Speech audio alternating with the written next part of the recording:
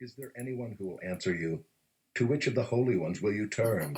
Surely vexation kills the fool, and jealousy slays the simple. I have seen the fool taking root, but suddenly I cursed his dwelling. His children are far from safety. They are crushed in the gate, and there is no one to deliver them. The hungry eat his harvest, and he takes it even out of thorns, and the thirsty pant after his wealth. For affliction does not come from the dust, nor does trouble sprout from the ground, but man is born to trouble as the sparks fly upward. As for me, I would seek God, and to God would I commit my cause, who does great things and unsearchable, marvelous things without number. He gives rain on the earth and sends waters on the fields. He sets on high those who are lowly, and those who mourn are lifted to safety. He frustrates the devices of the crafty so that their hands achieve no success. He catches the wise in their own craftiness, and the schemes of the wily are brought to a quick end. They meet with darkness in the daytime and grope at noonday as in the night. But he saves the needy from the sword of their mouth and from the hand of the mighty. So the poor have hope, and injustice shuts her mouth. Behold, blessed is the one whom God reproves. Therefore despise not the discipline of the Almighty. For he wounds, but he binds up. He shatters, but his hands heal. He will deliver you from 6 troubles. In 7 no evil shall touch you. In famine he will redeem you from death, and in war from the power of the sword. You shall be hidden from the lash of the tongue, and shall not fear destruction when it comes. At destruction and famine you shall laugh, and shall not fear the beasts of the earth. For you shall be in league with the stones of the field, and the beasts of the field shall be at peace with you. You shall know that your tent is at peace, and you shall inspect your fold and miss nothing. You shall know also that your offspring shall be many, and your descendants as the grass of the earth. You shall come to your grave in ripe old age, like a sheaf gathered up in its season. Behold, this we have searched out. It is true. Hear and know it for your good. Then Job answered and said, Oh, that my vexation were weighed, and all my calamity laid in the balances. For then it would be heavier than the sand of the sea. Therefore my words have been rash. For the arrows of the Almighty are in me. My spirit drinks their poison. The terrors of God are arrayed against me. Does the wild donkey bray when he has grass, or the ox low over his fodder? Can that which is tasteless be eaten without salt, or is there any taste in the juice of the mallow? My appetite refuses to touch them. They are as food that is loathsome to me. Oh, that I might have my request, and that God would fulfill my hope, that it would please God to crush me, that he would let loose his hand and cut me off. This would be my comfort. I would even exult in pain unsparing, for I have not denied the words of the Holy One. What is my strength that I should wait? And what is my end that I should be patient? Is my strength the strength of stones, or is my flesh bronze? Have I any help in me when resource is driven from me? He who withholds kindness from a friend forsakes the fear of the Almighty. My brothers are treacherous as a torrent bed, as torrential streams that pass away, which are dark with ice, and where the snow hides itself. When they melt, they disappear. When it is hot, they vanish from their place. The caravans turn aside from their course. They go up into the waste and perish. The caravans of Tema look. The travelers of Sheba hope. They are ashamed because they were confident. They come there and are disappointed. For you have now become nothing. You see my calamity and are afraid. Have I said, make me a gift, or from your wealth offer a bribe for me, or deliver me from the adversary's hand, or redeem me from the hand of the ruthless? Teach me, and I will be silent. Make me understand how I have gone astray. How forceful are upright words! But what does reproof from you reprove? Do you think that you can reprove words when the speech of a despairing man is wind? You would even cast lots over the fatherless and bargain over your friend. But now be pleased to look at me, for I will not lie to your face. Please turn, let no injustice be done. Turn now, my vindication is at stake. Is there any injustice on my tongue? Cannot my palate discern the cause of calamity? To the choir master, according to the lilies. A maskil of the sons of Korah, a love song. My heart overflows with a pleasing theme. I address my verses to the king. My tongue is like the pen of a ready scribe. You are the most handsome of the sons of men. Grace is poured upon your lips. Therefore God has blessed you forever. Gird your sword on your thigh, O mighty one, in your splendor and majesty. In your majesty ride out victoriously for the cause of truth and meekness and righteousness. Let your right hand teach you awesome deeds. Your arrows are sharp in the heart of the king's enemies. The peoples fall under you. Your throne, O God, is forever and ever. The scepter of your kingdom is a scepter of uprightness. You have loved righteousness and hated wickedness. Therefore God, your God, has anointed you with the oil of gladness beyond your companions. Your robes are all fragrant with myrrh and aloes and cassia. From ivory palaces, stringed instruments make you glad. Daughters of kings are among your ladies of honor. At your right hand stands the queen in gold of Ophir. Hear, O daughter, and consider, and incline your ear. Forget your people and your father's house, and the king will desire your beauty. Since he is your Lord, bow to him. The people of Tyre will seek your favor with gifts, the richest of the people. All glorious is the princess in her chamber, with robes interwoven with gold. In many-colored robes she is led to the king, with her virgin companions following behind her. With joy and gladness they are led along as they enter the palace of the king. In place of your fathers shall be your sons. You will make them princes in all the earth.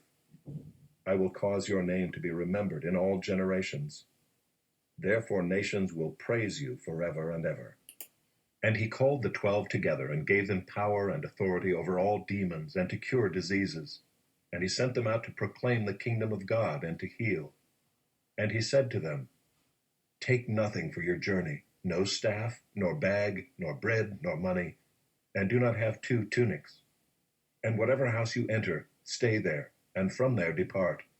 And wherever they do not receive you, when you leave that town, shake off the dust from your feet as a testimony against them. And they departed and went through the villages, preaching the gospel and healing everywhere. Now Herod the Tetrarch heard about all that was happening, and he was perplexed, because it was said by some that John had been raised from the dead, by some that Elijah had appeared, and by others that one of the prophets of old had risen. Herod said, John I beheaded, but who is this about whom I hear such things? And he sought to see him. On their return, the apostles told him all that they had done, and he took them and withdrew apart to a town called Bethsaida. When the crowds learned it, they followed him, and he welcomed them and spoke to them of the kingdom of God, and cured those who had need of healing. Now the day began to wear away, and the 12 came and said to him, Send the crowd away to go into the surrounding villages and countryside to find lodging and get provisions, for we are here in a desolate place. But he said to them, You give them something to eat. They said, We have no more than 5 loaves and 2 fish, unless we are to go and buy food for all these people. For there were about 5,000 men. And he said to his disciples, Have them sit down in groups of about 50 each. And they did so, and had them all sit down. And taking the 5 loaves and the 2 fish, he looked up to heaven and said a blessing over them. Then he broke the loaves and gave them to the disciples to set before the crowd. And they all ate and were satisfied.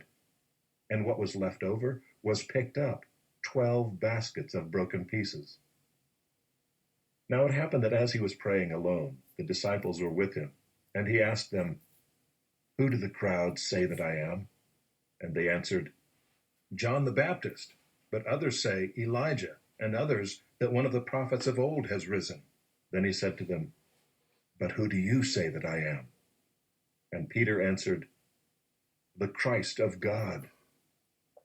And he strictly charged and commanded them to tell this to no one, saying, The Son of Man must suffer many things and be rejected by the elders and chief priests and scribes, and be killed, and on the 3rd day be raised. And he said to all, If anyone would come after me, let him deny himself and take up his cross daily and follow me. For whoever would save his life will lose it, but whoever loses his life for my sake will save it. For what does it profit a man if he gains the whole world and loses or forfeits himself? For whoever is ashamed of me and of my words, of him will the Son of Man be ashamed when he comes in his glory and the glory of the Father and of the holy angels. But I tell you truly, there are some standing here who will not taste death until they see the kingdom of God. Now about 8 days after these sayings, he took with him Peter and John and James, and went up on the mountain to pray. And as he was praying, the appearance of his face was altered, and his clothing became dazzling white. And behold, 2 men were talking with him, Moses and Elijah, who appeared in glory and spoke of his departure, which he was about to accomplish at Jerusalem. Now Peter and those who were with him were heavy with sleep. But when they became fully awake, they saw his glory and the 2 men who stood with him. And as the men were parting from him, Peter said to Jesus, Master, it is good that we are here. Let us make 3 tents, one for you, and one for Moses, and one for Elijah, not knowing what he said. As he was saying these things, a cloud came and overshadowed them, and they were afraid as they entered the cloud. And a voice came out of the cloud saying, This is my Son, my chosen one. Listen to him. And when the voice had spoken, Jesus was found alone. And they kept silent and told no one in those days anything of what they had seen. On the next day, when they had come down from the mountain, a great crowd met him. And behold, a man from the crowd cried out, Teacher, I beg you to look at my son, for he is my only child. And behold, a spirit seizes him, and he suddenly cries out. It convulses him so that he foams at the mouth and shatters him and will hardly leave him. And I begged your disciples to cast it out, but they could not. Jesus answered, O faithless and twisted generation, how long am I to be with you and bear with you? Bring your son here. While he was coming, the demon threw him to the ground and convulsed him. But Jesus rebuked the unclean spirit and healed the boy and gave him back to his father. And all were astonished at the majesty of God. But while they were all marveling at everything he was doing, Jesus said to his disciples, Let these words sink into your ears. The Son of Man is about to be delivered into the hands of men. But they did not understand this saying, and it was concealed from them, so that they might not perceive it. And they were afraid to ask him about this saying. An argument arose among them as to which of them was the greatest. But Jesus, knowing the reasoning of their hearts, took a child and put him by his side and said to them, Whoever receives this child in my name receives me, and whoever receives me receives him who sent me. For he who is least among you all is the one who is great.